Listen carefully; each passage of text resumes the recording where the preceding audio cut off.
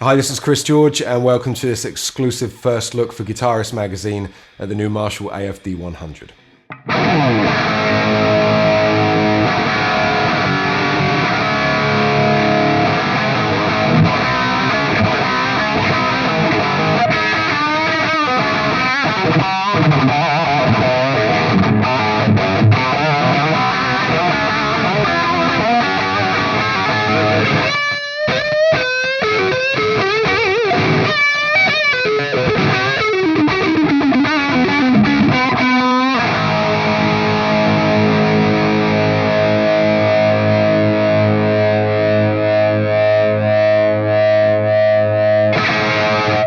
Okay, so the Marshall Afd 100 is a collaboration once again between Marshall Amps and Slash. At NAMM 2010, we announced that we would be striving to recreate the sound of the Appetite for Destruction album, quite a sought-after guitar tone, and the actual amp that he used was surrounded in quite a lot of mystery as well. So here we are towards the end of the year now. The amps are in production. We'll be hitting shops any day now, and yeah, I just wanted to show you around it basically. So what we're going to do is have a quick look across the front panel.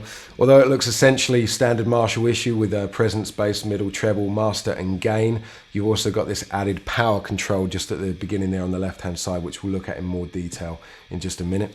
Then you've got two switches. First up, your effects loop switch, which turns it on and off, and also the switch which switches between the two gain stages. The lower gain is called number 34, which is based on Slash's post-Appetite crunch sound, and then the AFD sound itself, which is more filled and a bit more gain and bottom end and stuff like that. So the power control thing is very cool. It's inbuilt power attenuation into the amp. So when you've got the power control all the way maxed out, you're running a full 100 watts. When it's all the way down to its minimum point, you're running 0.1 of a watt. So the amp makes a great practice amp as well. Other cool features on this amp are the fact that it's self-biasing. So if you want to switch out valves, it makes it very easy to do. There's 4 valve indicator lights on the back, which will glow up red if there's a problem with any of the output valves. And also the effects loop control. If you're not actually using the effects loop, the effects mix can be used as an extra volume control as well. So when that's on maximum, you get an extra 10 dB jump for solos, or you can play around with it, bring that down if you want lower than the actual amp's volume to set a rhythm sound, and you can mess around with it and control that from the foot switch as well. So it's very cool. So the way I've got this set up is pretty much everything on 7. I've got the master volume and gain a little bit higher on about 3/4, and this is the number 34 sound.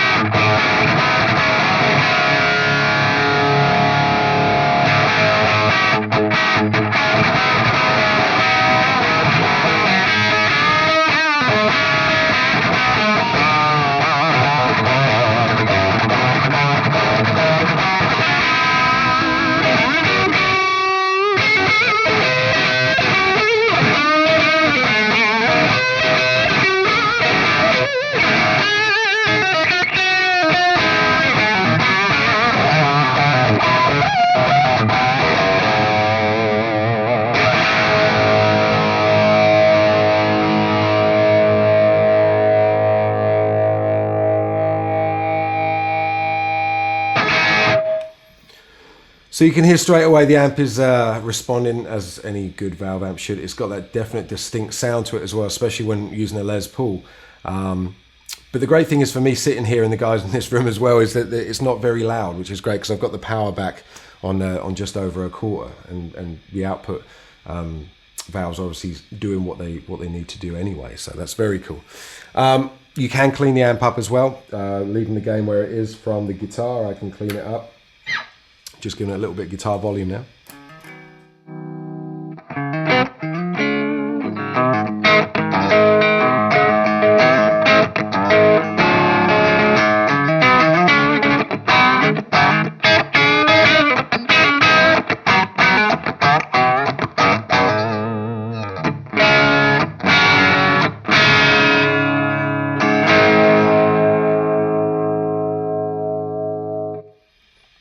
You can also, if you wanted to, obviously reduce the amount of gain while you're playing for that channel to get a good clean sound as well. But primarily the objective of this amp was to get some good dirty sounds out of it.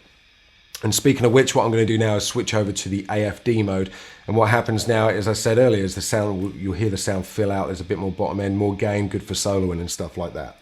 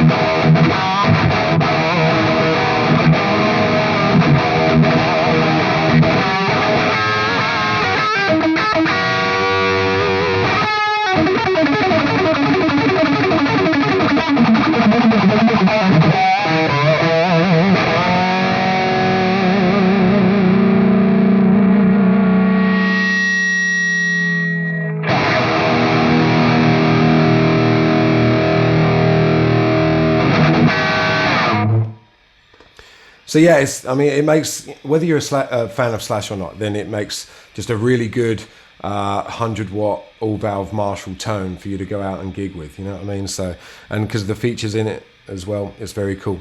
Powered by 6550 valves as standard, but as I said earlier, you can put your own valves of choice in there because it's very straightforward with the self-biasing thing going on in there. So that's about it. For more information, check out more at Guitarist Magazine or head to marshallamps.com.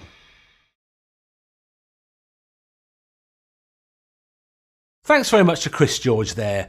But now let's check out how the AFD 100 sounds when using guitars other than a Gibson Les Paul. For each of the following bytes, we're going to keep the amps gain to 8, the power to 4, and we're going to keep it in AFD mode. So let's begin with this Fender American Special Strat.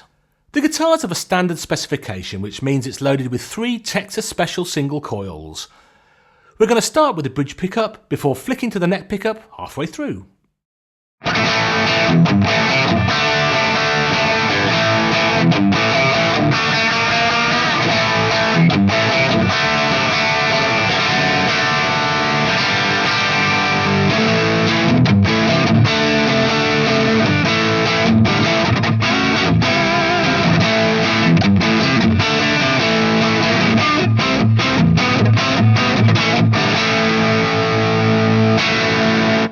Now let's move on to one of the new Charvel guitars also reviewed in this issue of Guitarist.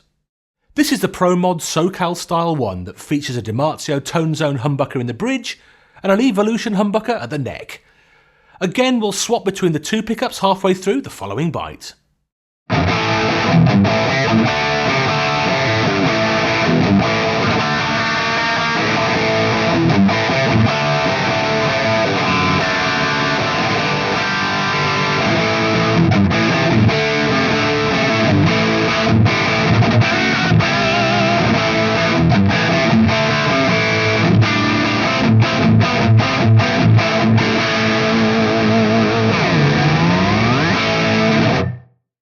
Now onto a guitar that's loaded with one of today's most powerful pickups. This is one of our Bitzer guitars and it features a chrome EMG 81 active humbucker. This pickup is often used to obtain crushing metal tones, so here's how it sounds through the AFD 100.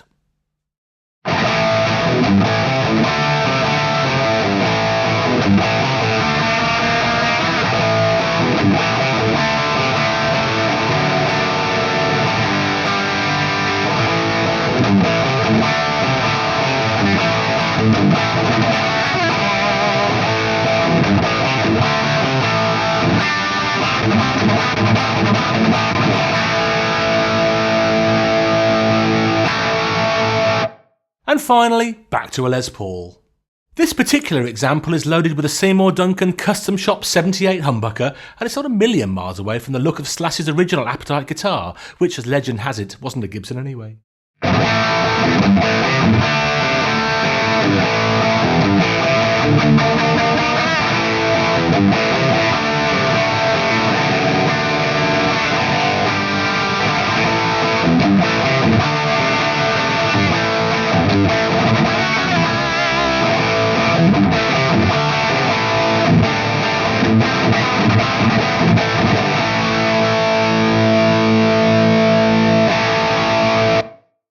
there we go, there's an exhaustive and exclusive look at one of Marshall's most exciting releases ever, the AFD 100. For more, make sure you check out the review in this month's magazine or go straight to marshallamplification.com.